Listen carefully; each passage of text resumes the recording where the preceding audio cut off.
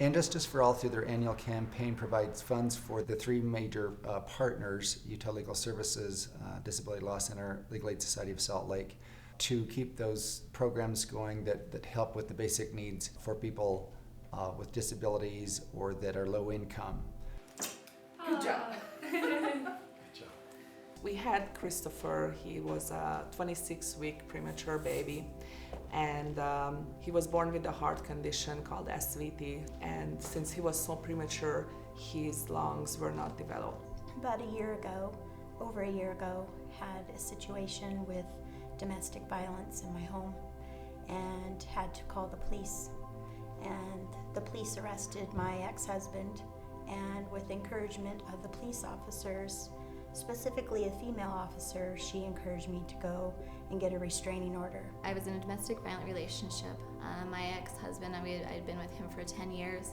It was a very rocky relationship. He would constantly punch holes in walls. He would push me and he would shake me, and my kids, he would do the same things with them. It was a very hostile environment. There was a lot of yelling in our environment. After he was put on a trach, he was ventilated at home too, and because of that, they tried to take our nursing help away.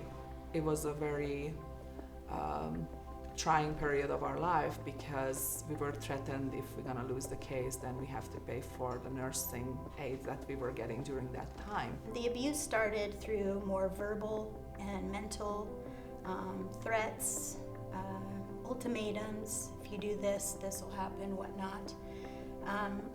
My children were around that, but not so much around when it finally escalated to the physical part. The physical part was holding my hands, keeping me from calling the police.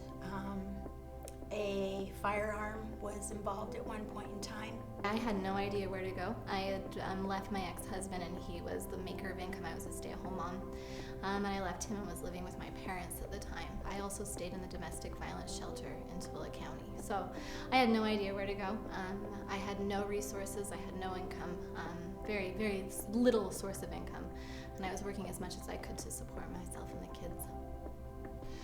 We could have never be represented by an attorney, because we are low-income family. My husband was in school at that time, and I was home with Christopher, and he was working mostly part-time, so there's no way we could afford an attorney. And the Disability Law Center was there for us, and without charge, they did represented us, and that was just an incredible help. At that point in time, I went to Legal Aid and met Rosie, and Rosie was very, very helpful.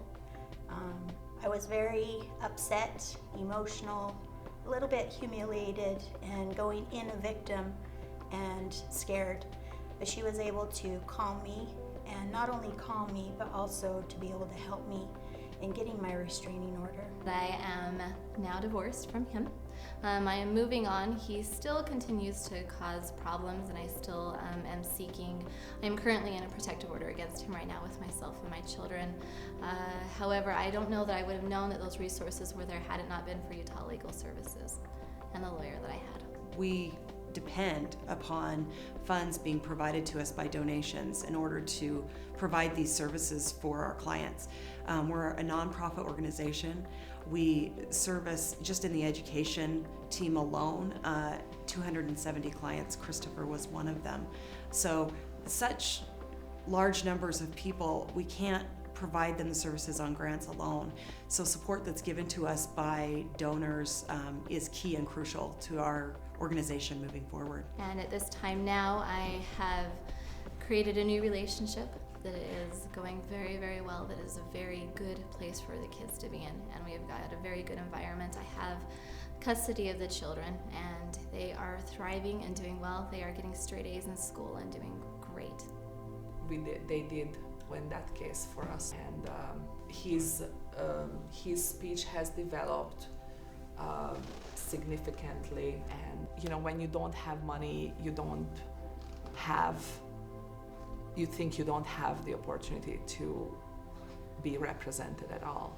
and then the Disability Law Center is there for you. The biggest thing about this is not only the fact was I given the restraining order and that protection through legal aid, but it was also the catalyst for me to go to school.